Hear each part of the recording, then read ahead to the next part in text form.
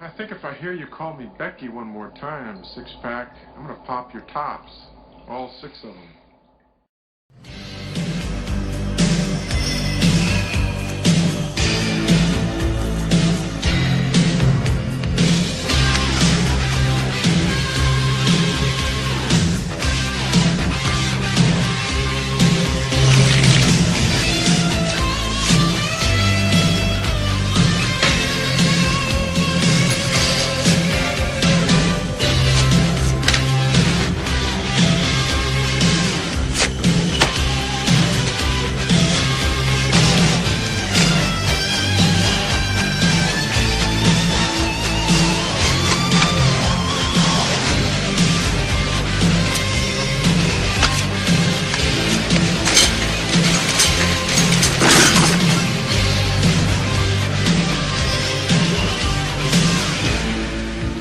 Fucking A.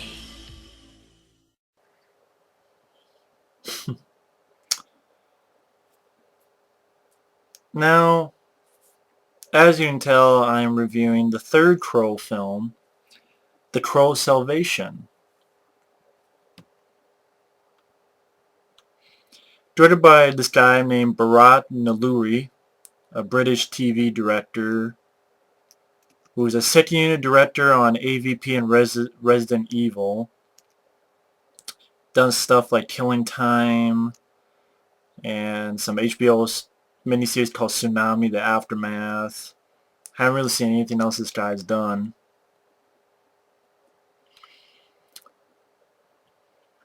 And this is a film that I don't know what to say about it, because of the Crow films, I remember the first one and the fourth one vividly. And I remember not liking part 2 and 3. Thus, I was bashing a lot when I was talking about Crow 2, City of Angels.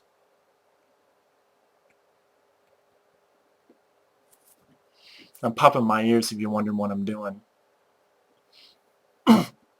Because, maybe because I'm a little bit shocked because I can't rant on this movie. I know after seeing part 2 it is pure shit, like I remember.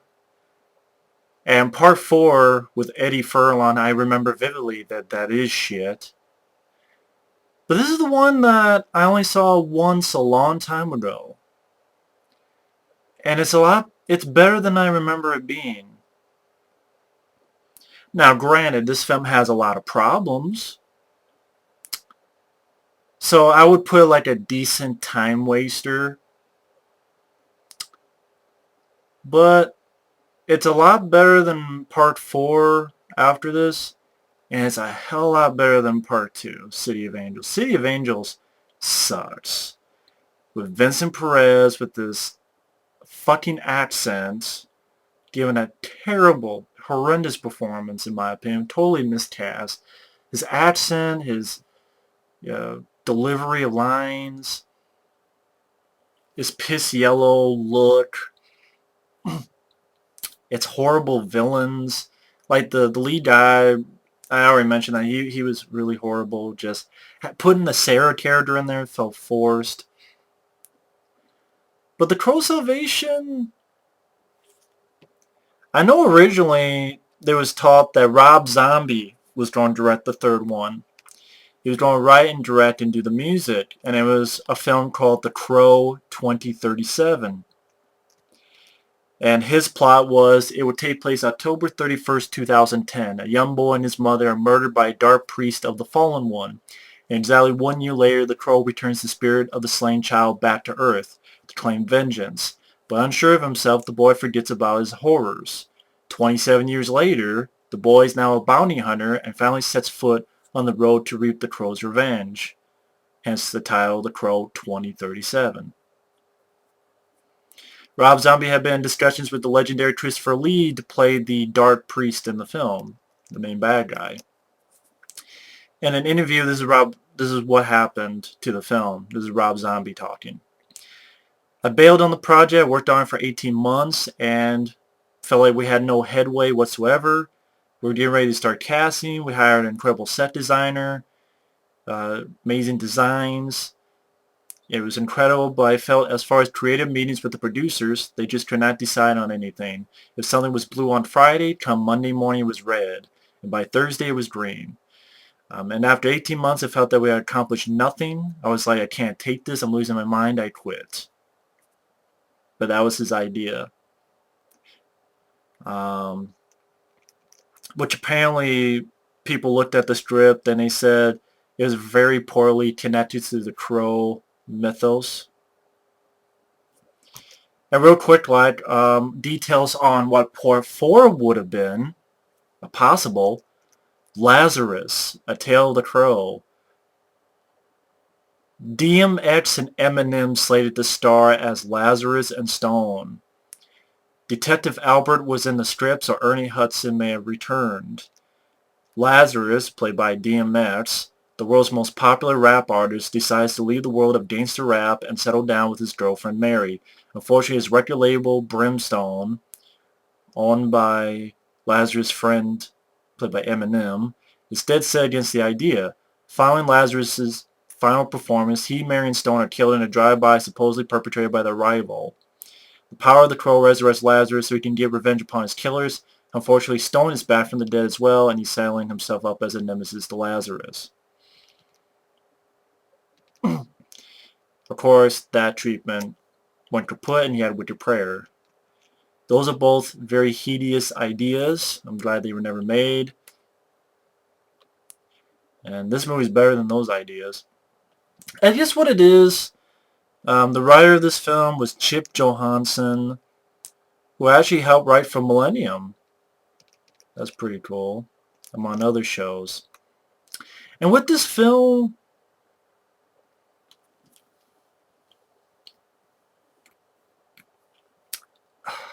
how do I say it? It is, I guess they thought they might put it in theaters, but then one thing led to another and went straight to DVD. And to be honest, this doesn't look like a film that should be in theaters. It does have a low budget look to it. It does look like something that would go straight to DVD.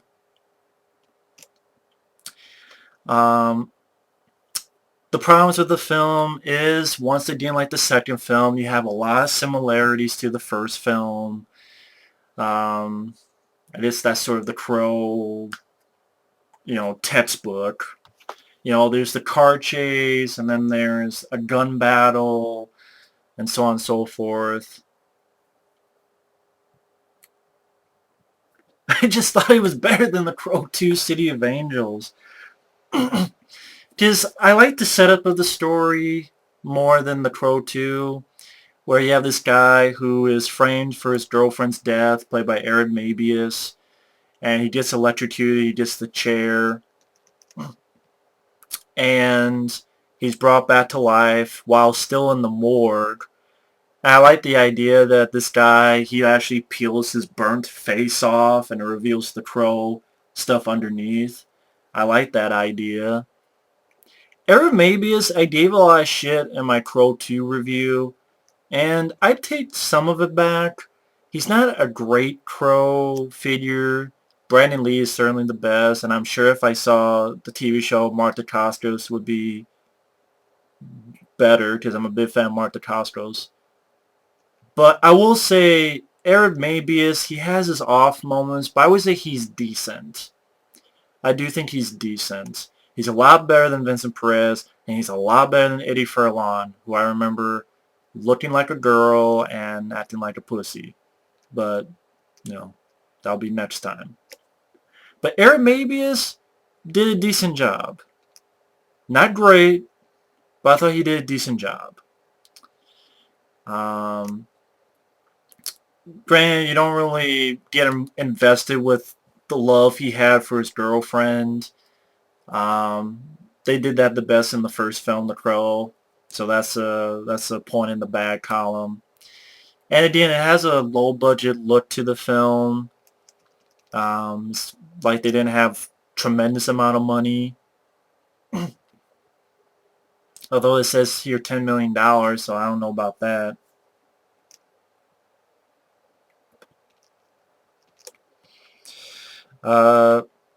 I did like this guy who believes in Arimabius. I think sort of his lawyer or something. It's this guy named Grant Shoud. I remember him most from the TV show Murphy Brown. I really liked him as a guy who still believed in him. And you also have Kirsten Dunst and William Atherton. William Atherton from films like uh, Ghostbusters and Die Hard.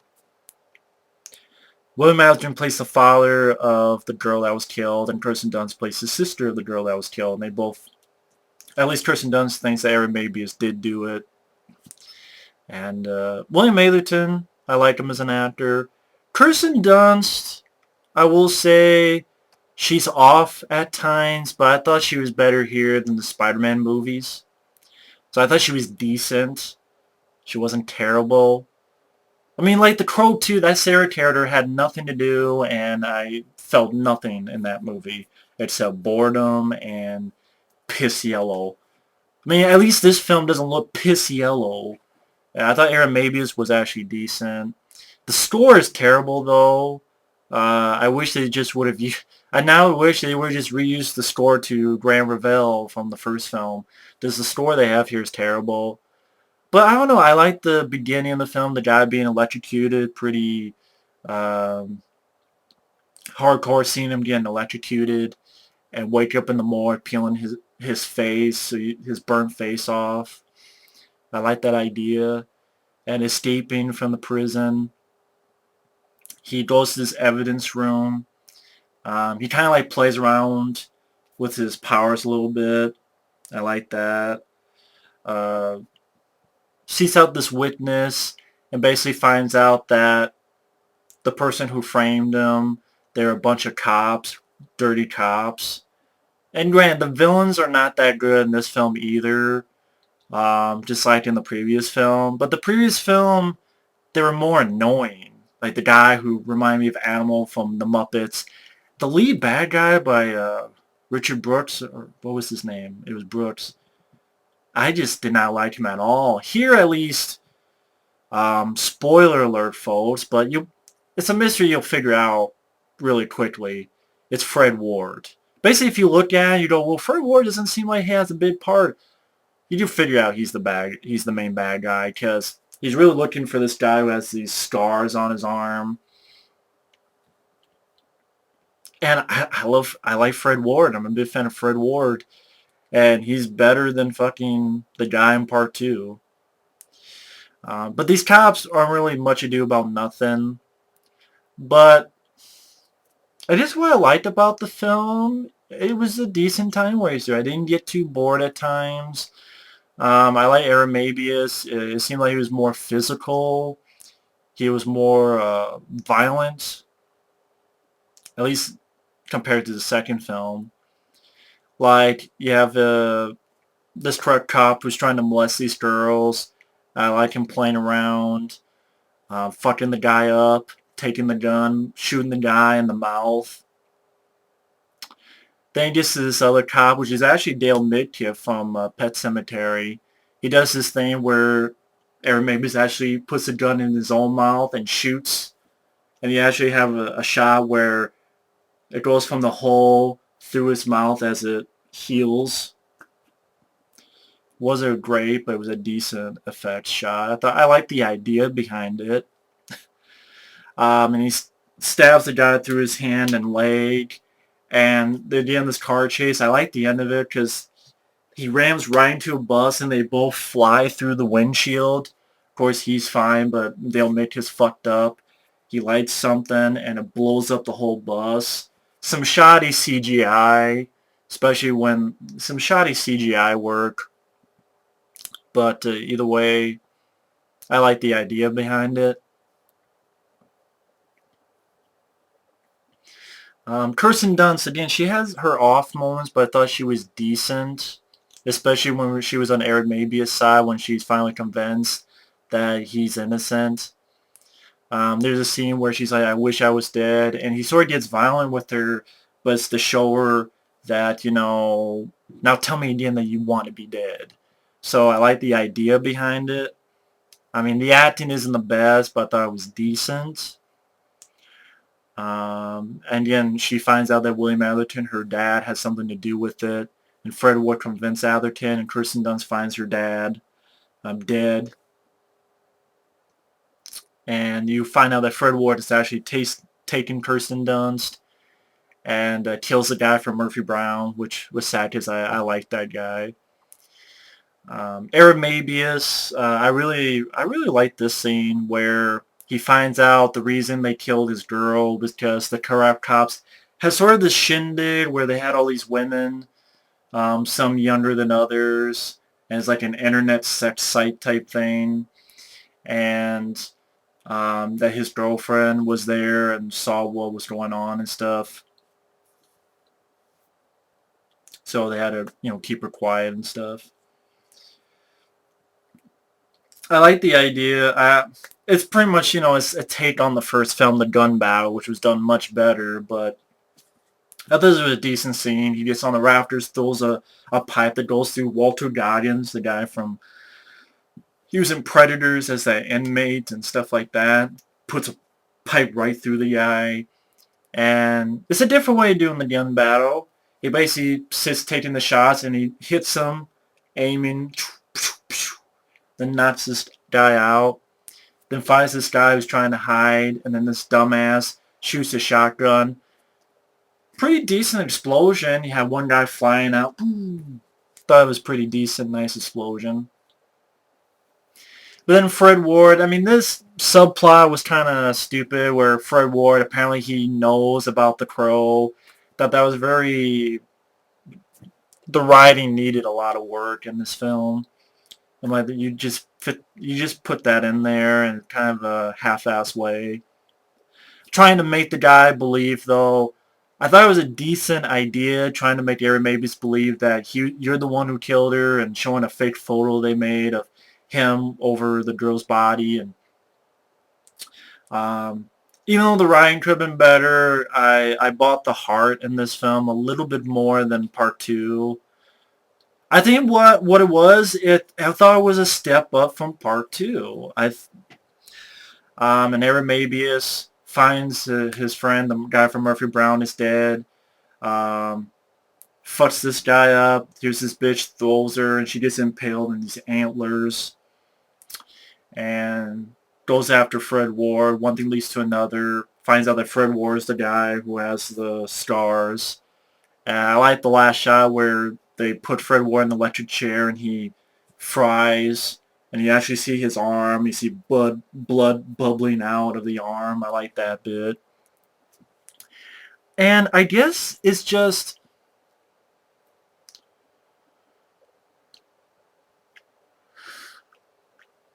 For some reason, God popped my ears for some reason in this review. Sorry about that. I thought it was decent. Nothing I would like, oh, I gotta buy this. This is great. This is awesome. No, not at all. The script has its problems. It definitely feels like low budget, like a direct-to-video film, direct-to-DVD film. The acting is decent, but not great. You have a little bit of shoddy CGI effects at times. I agree with that because of the lower budget. But I like the actors here better than part 2 or part 4. I thought they did a better job in this film than in part 2 or part 4. I thought the idea of the guy being electrocuted and, being framed for the murder, I thought that put a little decent spin on it. I like Fred Ward. I thought Aaron Mabius did a decent job, better than Eddie Furlong or Vincent Perez. At least he didn't have the piss yellow look like that film did. And the fourth film, I don't even know what the hell they were trying to do with that movie. I liked Aaron Mabius's, his character seemed like he was, I don't know what it was. Something about his character was more... I'm not compared to the first film. The first film did the best. I'm compared to like parts 2 and 4. His character is a little bit more violent, or a little bit more hands-on. I don't know how else to put it. It's still, they're still ripping off stuff from the first film, but I got more angry in the second film than this one because the second film was just boredom, and I hated the lead, and I hated his accent, and I hated this putting the Sarah character girl in there, and um, I don't know. I don't know how else to put it. I just thought this was a decent film. I thought it was a decent flick. I thought it was a film that didn't need to be made, has its problems, copying the first film too much. Once again, low budget. But I thought it's a decent time waster. Like if something you see on cable and then you forget about it. It's not a film that I can honestly rant on and say, oh, this is a piece of shit. And if you don't like the film, I can understand. But at the same time, I don't hate the film. I will say, despite what I said on The Crow 2, because that was on when I first saw years and years and years ago, it's better than I remember. So I don't think it sucks. I think it's a decent film. It's a decent movie. Definitely a lot better than part 2. Definitely a lot better than part 4. But it's decent. I'm sure The Crow and the TV show, they are the tops. 2 and 4 at the bottom. This is one that's sort of in the middle. This is the decent one, It's kind of like... Try to think of another franchise. It's like when people talk about...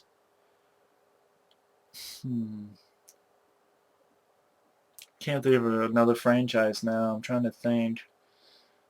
But, those ones are, it's the decent, not great, not sucky, but it's, it's decent. But, Texas Chainsaw Massacre 3. It's one that doesn't suck, but it's not great. It's okay, sort of decent. It's one of those decent movies, That's another part 3. So I think it's a decent film. It's a time waster. But either way, I thought Eremabius... I'll take back a little bit of what I said when I did my review of Sea of Angels. He wasn't that bad, in my opinion. Not as bad as I remember. He was decent. He's a lot better than Vince Perez. He's a lot better than Eddie Furlong. He did decent. So, if I had to pick, I'd give it a thumbs up. So, that's my honest review on The Crow 3, The Crow Salvation. Decent film. But either way, thanks for watching. Take care and stay tuned for The Crow 4 with your prayer. Later.